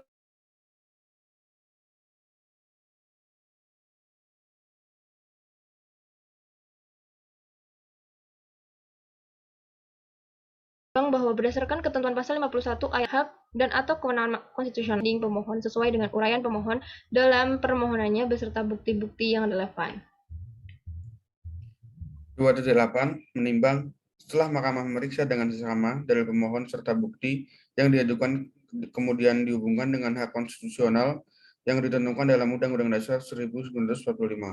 Menurut Mahkamah, yang pertama, bahwa para pemohon adalah perorangan warga negara Indonesia yang dibuktikan dengan identitas yang hak-hak konstitusionalnya berpotensi untuk terlanggar dengan keberadaan pasal dalam perkara akuo.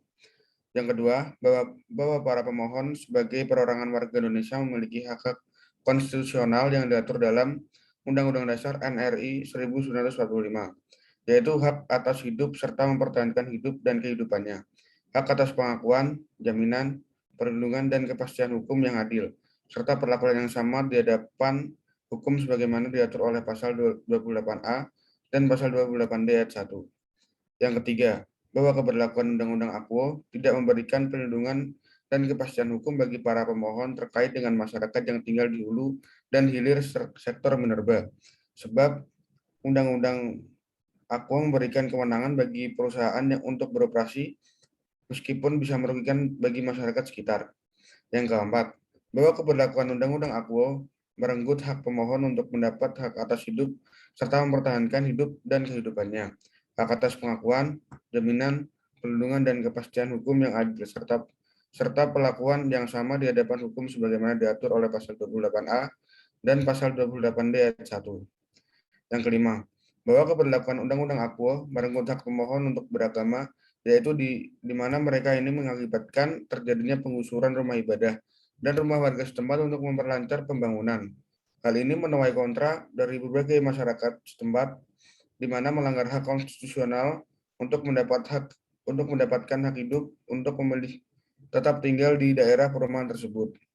Yang keenam, bahwa keberlakuan Undang-Undang Akuo dengan adanya aktivitas penambangan akan berpotensi menghilangkan sumber mata pencaharian penduduk setempat, yaitu sebagaimana besar bermata pencaharian nelayan tidak bisa lagi menangkap ikan karena ikan berpindah tempat dan ekosistem dekat pesisir hingga 30 mil ke tengah laut rusak dan menjadi berlumpur sehingga ikan tidak bisa tinggal di sana karena aktivitas tebang pasir.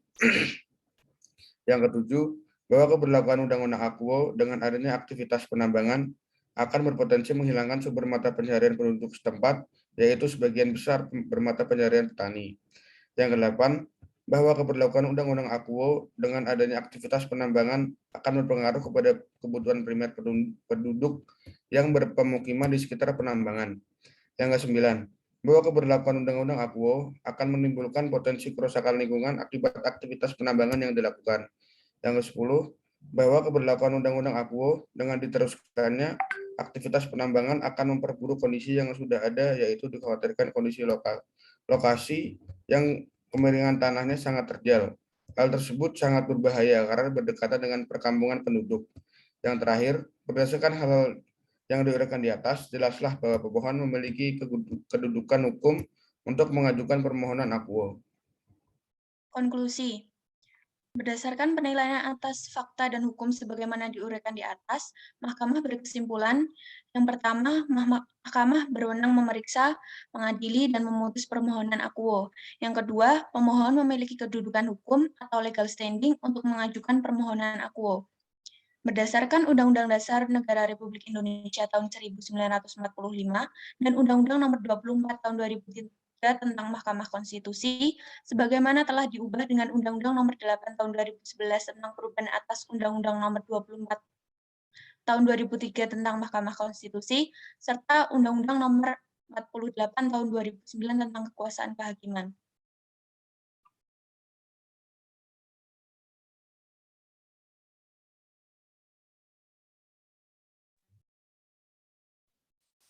Amar putusan mengadili 1. Mengabulkan permohonan pemohon untuk seluruhnya. 2. Menyatakan pasal 162 Undang-Undang Nomor 3 Tahun 2020 tentang perubahan atas Undang-Undang Nomor 4 Tahun 2009 tentang pertambangan mineral dan batu bara bertentangan dengan Undang-Undang Dasar Negara Republik Indonesia tahun 1945 dan tidak mempunyai kekuatan hukum mengikat dan segala akibat hukum yang ditimbulkan. 3. Memerintahkan pemuatan putusan ini dalam Berita Negara Republik Indonesia sebagaimana mestinya. Demikian diputus dalam rapat permusyawaratan hakim oleh 4 hakim konstitusi, yaitu Profesor Dr. Eliana Budiningsih selaku ketua merangkap anggota, Dr. Diana Selviana SHMH, Dr. Bella Musfika Dewi SHMH, dan Dr. Ferio Artahto Wicaksono yang masing-masing sebagai anggota pada hari Selasa tanggal 14 Desember tahun 2021 dan diucapkan dalam sidang pleno Mahkamah Konstitusi terbuka untuk umum pada hari Selasa tanggal 14 Desember tahun 2021 oleh Hakim Konstitusi yaitu Profesor Dr. Eliana Budiningsih selaku ketua merangkap anggota, Dr. Diana Selviana SHMH, Dr. Bella Musfika Dewi SHMH, dan Dr. Ferio Artahto Wicaksono yang masing-masing sebagai anggota dengan didampingi oleh Lintang SH sebagai panitera serta dihadiri oleh para pemohon atau kuasanya, pemerintah atau yang mewakili, serta Dewan Perwakilan Rakyat yang mewakili. Demikian sidang perkara nomor 77/PUU-20/2021 dinyatakan selesai dan ditutup.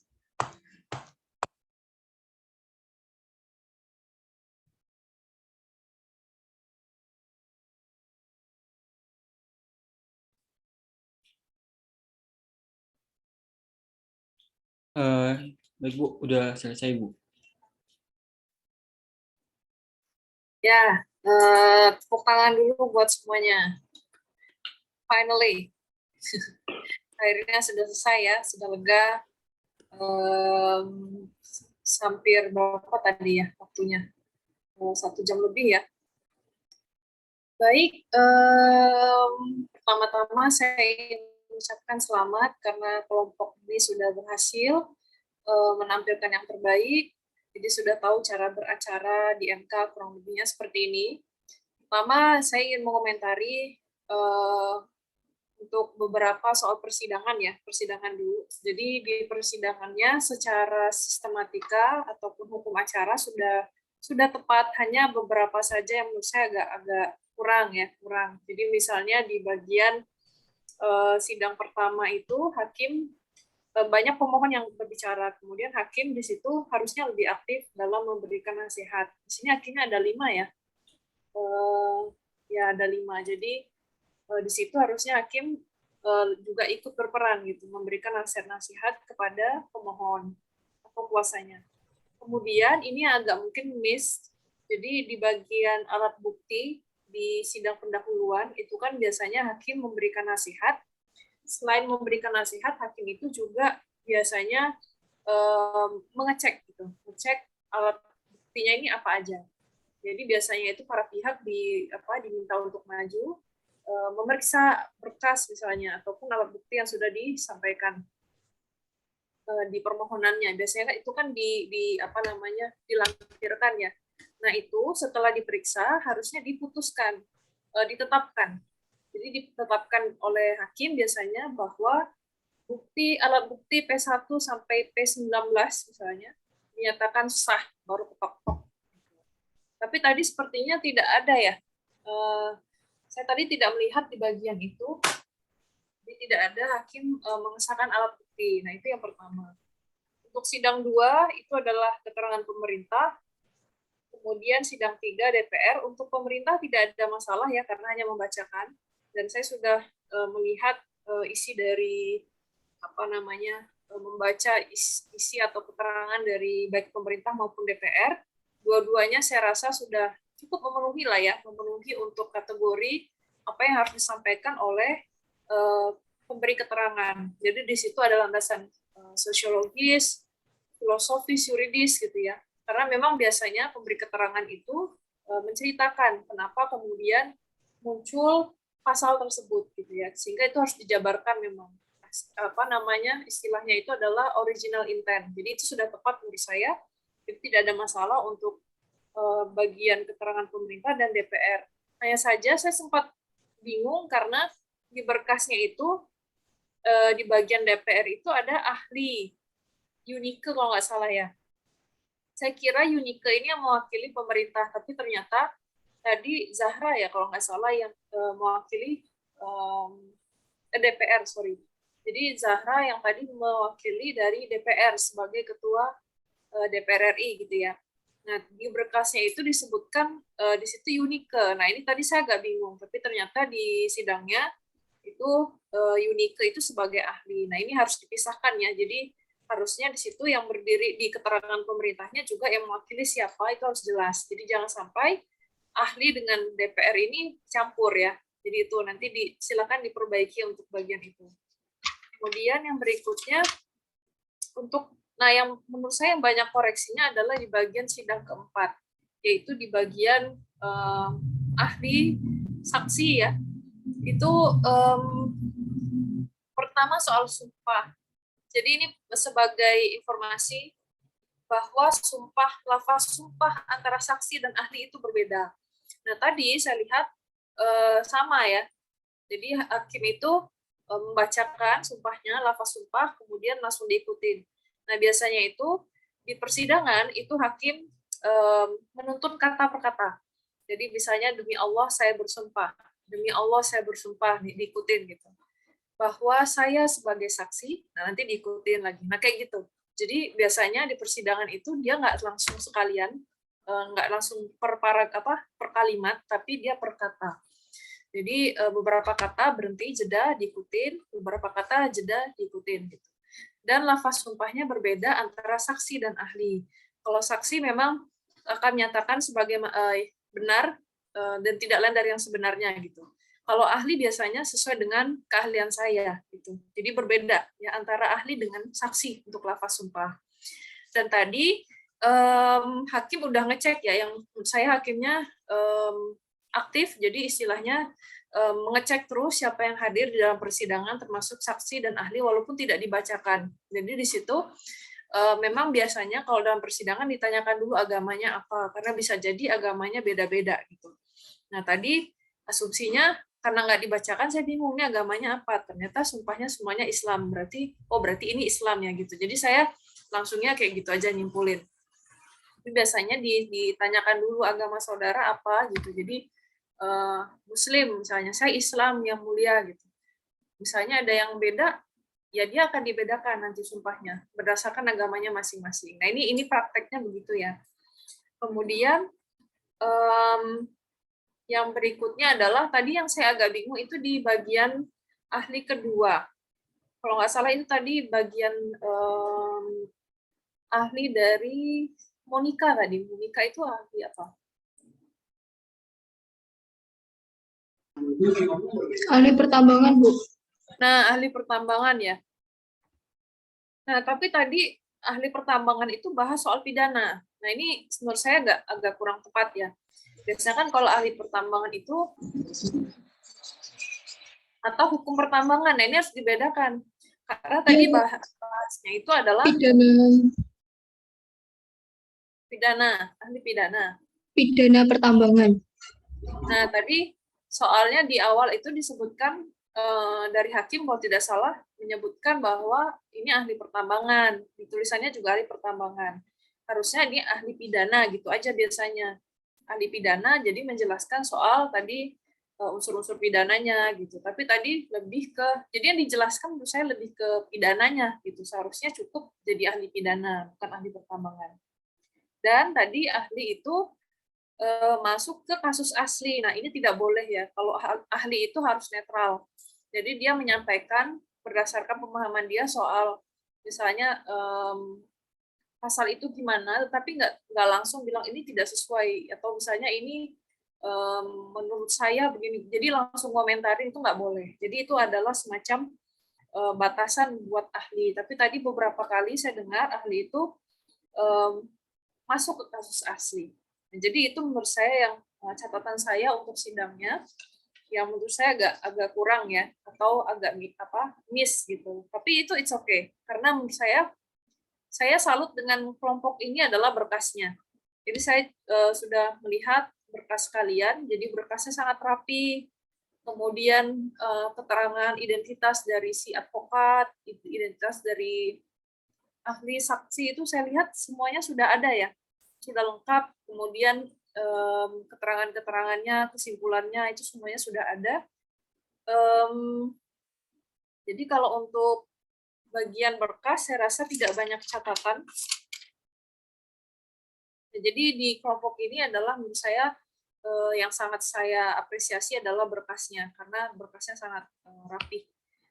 Itu saja tadi yang catatan saya untuk dirapikan yang di bagian tadi ya, yang di bagian DPR itu disebutkan di situ siapa namanya, bukan ahli, itu aja. Ya, saya rasa itu untuk catatan dari saya. Terima kasih semuanya karena sudah menampilkan yang terbaik. Nanti untuk kelompok ini tidak banyak revisi untuk berkas karena menurut saya sudah cukup. Nanti tinggal yang diperbaiki tinggal sedikit, hanya kata-kata saja. Nanti bisa disusulkan secepatnya, ya begitu. Ya, terima kasih. Ini saya mau foto bersama atau langsung saya leave? Foto bersama, Bu. Oh iya. Bersama, Bu. Aku hitungin ya. 1, 2, 3. Sekali lagi. 1, 2, 3.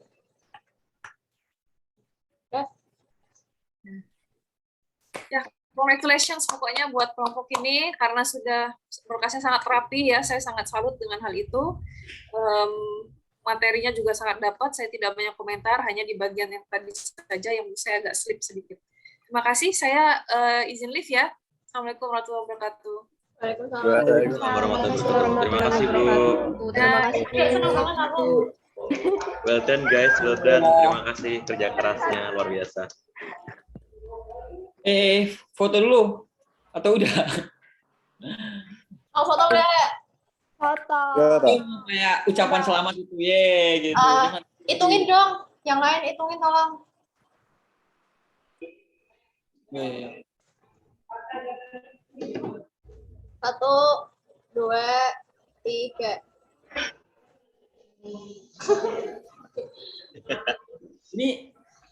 Ini gak ada gayanya ya? Iya, Wak, gaya bebas. Oh, kamu banget toh. Cepat. 1, 2, 3.